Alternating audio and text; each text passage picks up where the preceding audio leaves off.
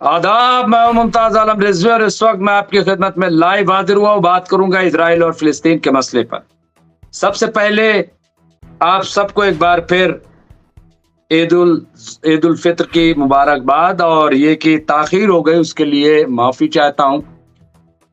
मुझे आज भी प्रोग्राम करना था और 10:30 बजे करना था, और मुझे लगा था कि मैं कर लूँगा, लेकिन मसरूफ़ियत आप जानते हैं कि फिर ज़ाहिर है ईद के मौके है तो जाना भी। और इसके अलावा आज चूँकि कई मकामात पर जो हमारा वक्फ अमेंडमेंट बिल है, उसको लेकर के मुज़ाहरे किए गए, काली पट्टी बाँधी गई, तो उसको लेकर के भी कई चैनलों पर डिबेट थी, तो उसमें भी मुझे बड़ी शिद्दत से इनवाइट किया गया, तो वहाँ भी जाना पड़ा, प्लस मेहमान, घर में भी मेहमान, तो इन सब की वजह से ये ताख़ीर हो गई।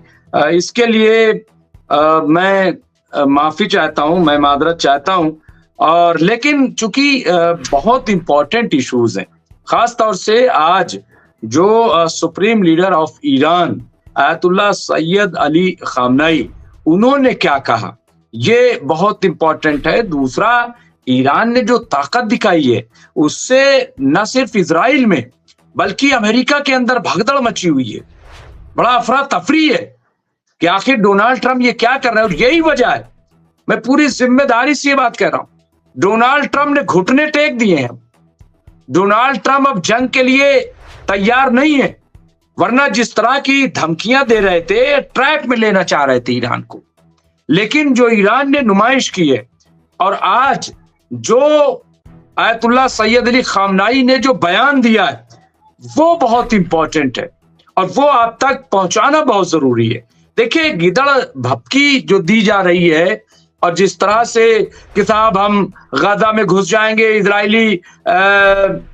इजराइल कह रहा है, यानी जो प्राइम मिनिस्टर है वहां, उनका घर तो महफूज नहीं आज की तारीख में। और ये मैं नहीं कह रहा हूं कि मैं कोई अपनी तरफ से बयान दे रहा हूं, मैं एक चीज क्लियर कर दूं, मैं जो भी यहाँ पे बोलता हूं, जो भी कहता हूं, आप सब इस बात के गवाह हैं कि मैं बाकायदा जो खबरों की एजेंसियां उसके हवाले से बात करता हूं। और बहुत सारे हमारे साथी जो वाकई बड़े दानिश्वर हैं, जो हमारे व्यूवर हैं, बहुत अच्छे लोग हैं, क्योंकि देखिए इंटरनेशनल इश्यूज कोई आम आदमी नहीं देखता है, माफ कीजिएगा।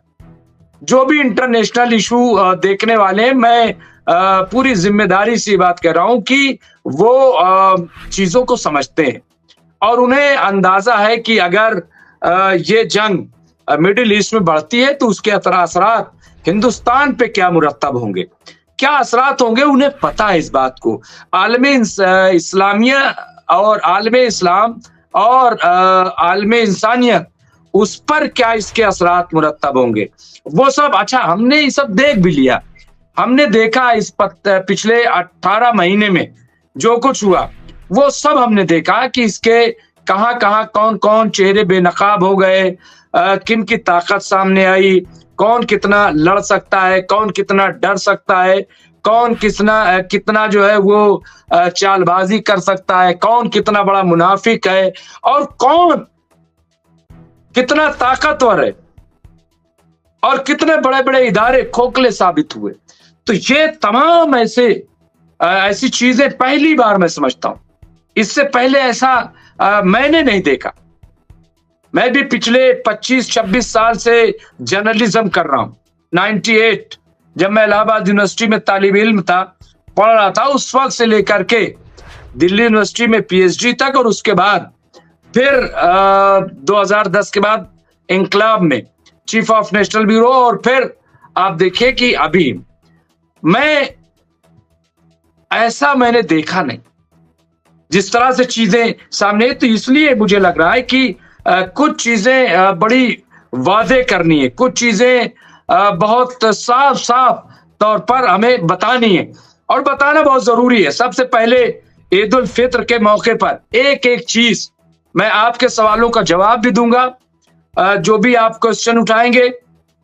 इसके अलावा कुछ अहम जानकारी भी आप तक पहुंचाऊंगा। सबसे पहले मैं समझ रहा हूं कि जो आयतुल्लाह सैयद अली ख़ामनेई ने जो बयान दिया है, आज का खुतबा जो हुआ है वो बहुत इंपॉर्टेंट है।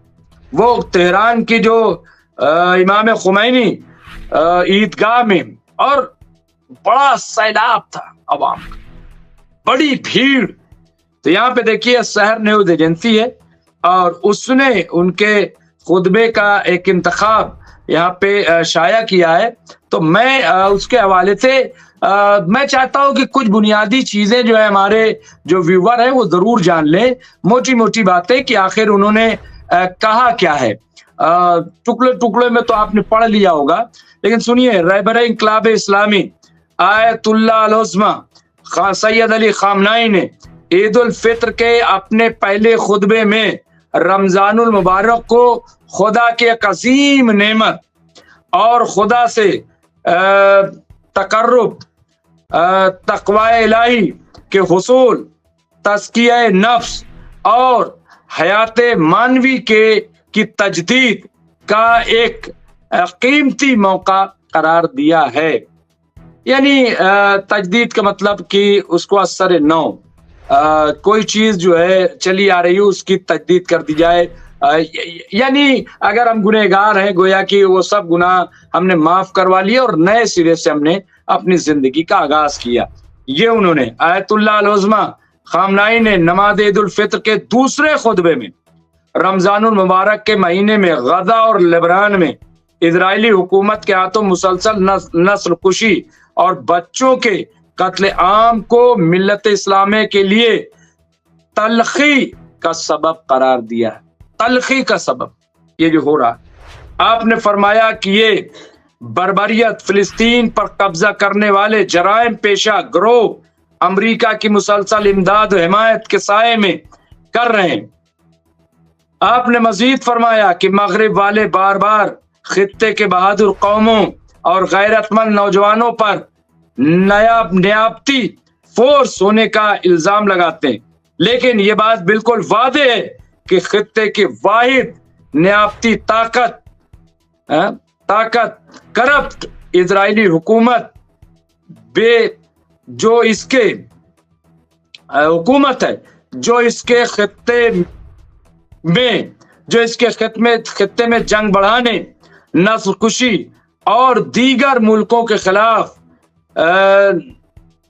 जारियतें अंजाम देकर इन मुल्कों के मंसूबों और साजिशों की तकमील कर रही है और इनको अमली जामा पहना रही है, जिन्होंने आलमी जंग के बाद इस खित्ते में कदम रखा है। ये वो कह रहे हैं। आप देखिए कि ये वाकई अगर देखा जाए तो ये कोई ऐसी चीज नहीं है जिससे आप इनकार कर सकते हैं। ये इमाम आयतुल्लाह सैयद अली खामनाई ने जो बात कही है वो वाकई बात काबिल तवज्जो है। और यहाँ पे जो हेडिंग आज हमने दी है वो भी आप देखिए कि किस तरह के सुर्खी है और क्यों हमने ये चीज कही है। यहाँ पे आप देखिए, यहाँ पे उन्होंने मजीद क्या कहा है।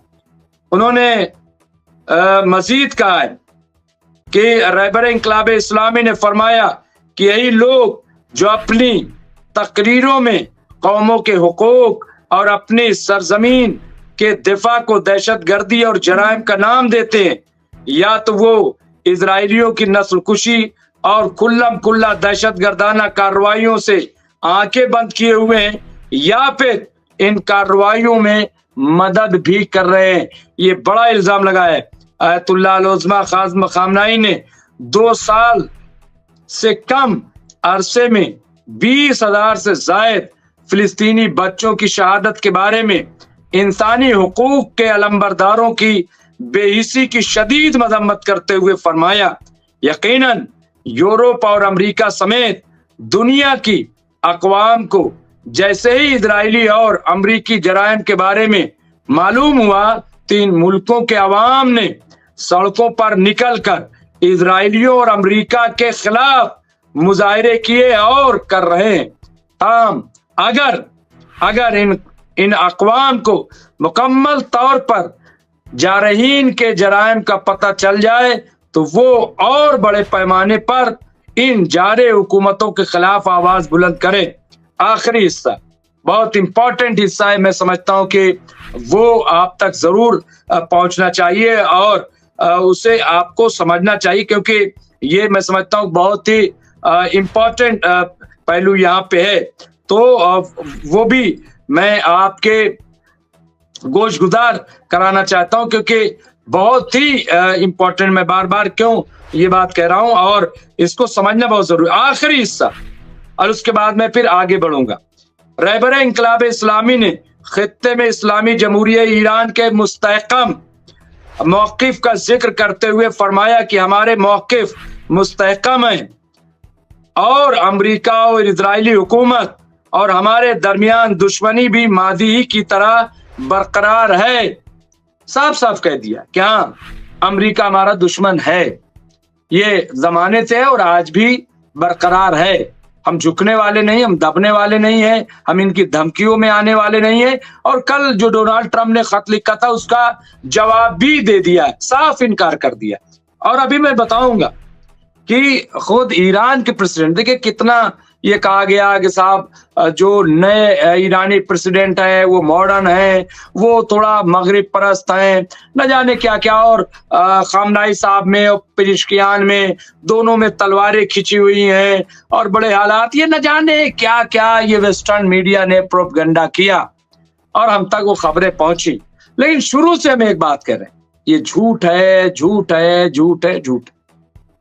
और आज मैं भी खामनाई साहब का खुतबा आपकी खिदमत पेश कर रहा हूं और इसके बाद मैं थोड़ा सा हिस्सा जो ईरानी प्रेसिडेंट है वो भी आपके सामने पेश करूंगा। आयतुल्लाह उज़्मा खामनाई ने दूसरे खुतबे के इख्तिताम पर अमेरिका के हालिया धमकी आमेज मौक़िफ़ के बारे में फरमाया कि अगर बैरूने मुल्क से कोई जारियत अंजाम पाती है, यानी अगर बाहर से किसी तरह का हमला होता है, किसी तरह की कार्रवाई की जाती है, तो यकीनन इसका भरपूर जवाब दिया जाएगा। और अगर दुश्मन पिछले बरसों की तरह मुल्क के अंदर फितना बर्पा करने की सोचेगा, तो हमारी कौम गुज़िश्ता बरसों की तरह फितना और गद्दारी करने वालों को मुंह तोड़ जवाब देगी, इसमें कोई मुरव्वत नहीं होगी। अब यहां पे आप देख लीजिए, वादे तौर पर साफ साफ यहां पे बयान दे दिया गया, साफ साफ। अब आप इससे अंदाजा लगाइए, इस बात को सोचिए कि आखिर ये जो बयान आया है ये कितना इंपॉर्टेंट है और कितना अहम है। और जो जवाब दिया है, वाकई मैं आपको बता रहा हूं कि ये बहुत ही। अब इसके अलावा देखिए, मैं फिर एक बार आ रहा हूं एक और यहाँ पे आपकी खिदमत में। अब देखिए, एक तो मैंने ये बताया, अब आ जाइए जो विदेश मंत्रालय है, यानी जो वहां की हुकूमत है ईरान की, उसने क्या कहा। मैं सुर्खी बता रहा हूं, हम गुंडागर्दी के दरमियान मुज़ाकरात नहीं करेंगे। गुंडागर्दी किसको कहा जा रहा है? कौन है गुंडा? कौन गुंडागर्दी कर रहा है? अमेरिका कर रहा है, इजराइल कर रहा है। और उसको ये कहना कि भाई हम गुंडागर्दी के दरमियान मुज़ाकरात नहीं करेंगे, यानी बातचीत हम नहीं करेंगे, हमें कोई जरूरत नहीं है कि हम इस एक तरफ गुंडागर्दी भी जारी रहे और दूसरी तरफ हम चलें बातचीत कर लें। ऐसा हरगिज नहीं होगा, ऐसा हरगिज नहीं होगा। ये कौन कह रहा है? आप देख लीजिए, यहाँ पे ये कह रहे हैं जो ईरान के विदेश मंत्री हैं, साफ साफ जबान में बता दूं। यहाँ पे उन्होंने कहा, जो विदेश मंत्री सैयद अब्बास इराक़ची ने अमेरिकी खत के जवाब के हवाले से पूछे गए एक सवाल के जवाब में कहा कि ओमान में हमारे दोस्तों ने इत्तला दी है कि खत अपनी मंजिल पर पहुंच गया है और इस पर गौर किया जा रहा है। अब देख लीजिए, इस सवाल के जवाब में कि कुछ लोगों का कहना है कि मुज़ाकरात बिलवास्ता क्यों होते हैं, बराह रास्त क्यों नहीं किए जा रहे हैं। ईरान के वजीर खारजा ने कहा, बिलवास्ता यानी सीधे सीधे मुज़ाकरात की वजह वो धमकियां हैं जो दी जा रही हैं, और ये अमल दरअसल अमेरिका की गुंडागर्दी का जवाब है। साफ साफ बयान आ गया, यानी अमेरिका जो है, ईरान ने कह दिया कि ये गुंडा है, ये मवाली है, ये बदमाश है, और जब तक इनकी गुंडागर्दी रहेगी, हो सकता है और लोग डरते हो, लेकिन हम डरने वाले नहीं हैं। ये कौन कह रहा है? ये साफ साफ साफ साफ दो टूक लहजे में ईरान ने कह दिया। यहाँ पे आप देख लीजिए, हम गुंडागर्दी के दरमियान मुज़ाकरात नहीं करते, लेकिन हम हमेशा बराबरी की बुनियाद पर मुज़ाकरात के लिए तैयार थे और हैं, बराबरी की बुनियाद पे। यानी आप जो है दूसरों की तरफ मत समझिए जैसे और मुल्क हैं जिनको आप डराते हैं, धमकाते हैं, कहीं कहते हैं कि हम पैसे रोक लेंगे, कहीं आप कुछ और कह देते हैं। वो सब आप मत कीजिए, वो यहां नहीं चलेगा। ये साफ साफ यहाँ पे आप देख लीजिए, ये बात कह दी गई। तो इससे आप जरा से अंदाजा लगाइए कि ये जो पोजीशन है ये गैर मामूली पोजीशन में बार बार कह रहा हूं, गैर मामूली ये हालात है। और मैं यहाँ पे आप देखिए कि मस्जिद अक्सा, वहां पे एक तस्वीर में दिखा रहा हूं, आप तस्वीर देखिए मस्जिद अक्सा की। यहाँ के लोगों का हौसला देखिए। ये क्या आपको लग रहा है कि डरी हुई कौम है? कहीं से कहीं तक आप बताइए। ये 6 महीने का बच्चा, मुझे तो मैदान करबला याद आ गया। हाँ, मैदान करबला। और ये जो कुछ हो रहा है, ये मैं कोई मुआवजा नहीं कर रहा हूं, मैं वो एक अलग इशू बहुत बड़ा। लेकिन ये देखिए ना, एक माँ जो है अपने 6 महीने के बच्चे को कैसे बुलंद किए हुए। मैंने कल भी इसका जिक्र किया था, मेरा दिल किया कि अभी करूं। अब जहां पे ऐसे जज्बात पाए जाते हैं जिस कौम में, अभी बड़ा प्रोपगंडा किया गया कि साहब हमास के खिलाफ लोग खड़े हो गए, हमास के खिलाफ वहां प्रोटेस्ट हो रहा है। अरे क्या बकवास है, क्या बेहुदा बात है। और किसको आप गुमराह कर रहे हो, किसकी खबर चला रहे हो? क्या आपको लग रहा है कि ये लोग हमास के खिलाफ यहां पे जमा हो? 1,40,000 लोगों ने ईद उल फित्र की नमाज पढ़ी है, और उस वक्त पढ़ी है कि जब इजराइल ने यह ऐलान कर रखा था कि हम इनको कैद में डाल देंगे, जेल भेज देंगे, और बम तो बरसाए जा रहे हैं, वो आप देख ही रहे हो।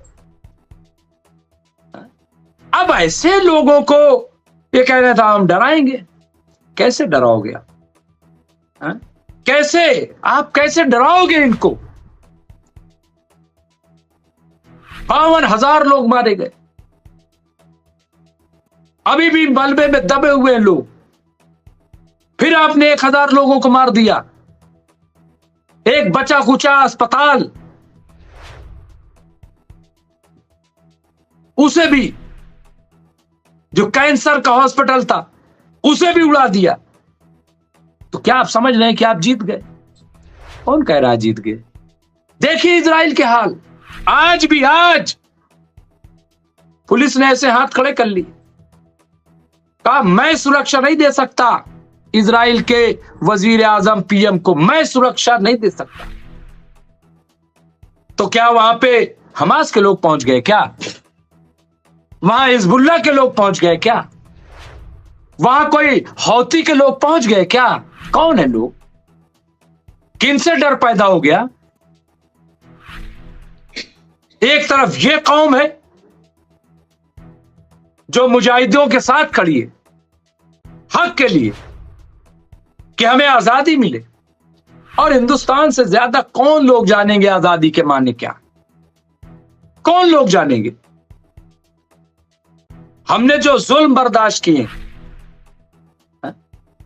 फजील साहब ने बड़ी अच्छी बात कही थी कि जब अंग्रेजों की हुकूमत थी तो तिरंगा जो लोग फहरा देते थे तो उन्हें या तो गोली मिलती थी या तो जेल में डाल दिया जाता था, और आज जब हम तिरंगा फहराते हैं तो हमें लड्डू मिलता है, मिठाई खाने को मिलती है।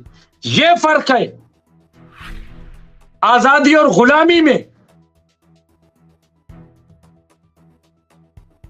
भाई जो लोग, घुमंतू कौमें एक होती हैं, घुमंतू कौम उनको कहा जाता है, जो घूमती रहती हैं इधर से उधर, उधर से उधर, उधर से उधर। लेकिन क्या आपको लग रहा है कि फिलिस्तीन के लोग जो है घुमंतू कौम है?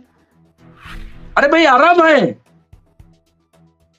और अल्लाह ने कुछ सोच समझ के उनको मस्जिद अक्सा में बसाया है। ये मतलब सभी मुसलमानों की किस्मत तो ऐसी नहीं है ना। ये क्यों वहां पे कौम है? आप गौर कीजिए। मैं चाह रहा था कि आज बात करूं, मेरे साथ बहुत सारे लोग जुड़ गए हैं और मैं फख्र करता हूं अपने साथियों का, व्यूवर का। आरिफ अंसारी साहब, राजा सिंह राजपूत साहब, तबरेज आलम सिद्दीकी साहब। तबरेज भाई का गालिबन फोन आया था, मैं उस वक्त लाइव था। तबरेज भाई मैं फोन नहीं उठा सका, माफी चाहता हूं। मुस्तकिल मैं कई लाइव चैनलों पे रहा, तो मैं आपसे माफी चाहता हूं तबरेज भाई। अमित शुक्ला जी, अनवर खान, साकिब काजी, समीर आलम, शम्स तबरेज, यूनुस चुड़वारा, अयान भाई जयपुर, फरूख मेमन, मोहम्मद जागिर पाशा, अब्दुल सलाम, हसन रिजवी, अब्दुल हक, शेख अमजद और मोहम्मद अरशद खान, सबका मैं इस्तकबाल करता हूं, खैर मकदम करता हूं। तो मैं अब आगे थोड़ा से बढ़ना चाहता हूं। आप देखिए, दो बड़ी इंपॉर्टेंट खबरें। एक ये कि ईरान की ताकत, जो हमने कहा कि ईरान ने जो बात कही है, आप देखिए, ईरान ने लॉन्चर पर तैनात की मिसाइलें। ट्रंप की धमकी के बाद ईरान जवाबी हमले को तैयार। अंडरग्राउंड मिसाइल सिटी हुई एक्टिव। और इससे पहले भी आपको याद होगा कि मैंने शायद बताया था कि 3 जजीरे जो हैं वहां पे मिसाइलें बाकायदा तौर पर तैयार, वहां पे तैनात कर दी गई, बाकायदा तौर पर, कुल्लम कुल्ला, कोई लॉग लपेट उसमें नहीं है। मैं उस पर भी जिक्र करूंगा कि कैसे, आप देखिए, कोई लॉग लपेट नहीं, मैं कह रहा हूं, और वहां पे तैनात की गई थी। मैं उस पर भी आऊंगा और उसका जिक्र करूंगा खास तौर से। और ये समझना बहुत जरूरी, क्योंकि देखिए, अगर अमेरिका और इजराइल को इस बात का एहसास हो जाए या हो जाता कि ईरान के पास दम नहीं है, तो अब तक आप क्या समझते हो, जो सीरिया में हमला कर रहा है, जो लेबनान पे हमला कर रहा है, जो यमन पे हमला कर रहा है, जो गजा पे हमला कर रहा है, वो ईरान पे हमला नहीं करता क्या? करता हमला। लेकिन चूंकि डोनाल्ड ट्रंप भी जानते हैं और इजराइल ने तो अमली तौर पर जान लिया। अब इजराइल के लिए यह लग रहा है कि जब हमास से हम नहीं जीत पाए, जब हम हमास को अपने काबू में नहीं कर पाए, जबकि इजराइल तनहा नहीं था, पूरी ताकत इजराइल के साथ खड़ी थी, अमेरिकी ताकत, वेस्टर्न ताकत, इसके बावजूद धाक के 3 पात हुआ क्या? आपने बेगुनाहों को जरूर मार दिया, लेकिन मिला क्या? आज भी आप जंगबंदी मुआहदे के तहत ही कैप्टिव छुड़वा पा रहे हैं ना। ऐसा तो नहीं हो रहा है कि आप गए और अपने कैप्टिव को छुड़ा लाए, नहीं हो रहा।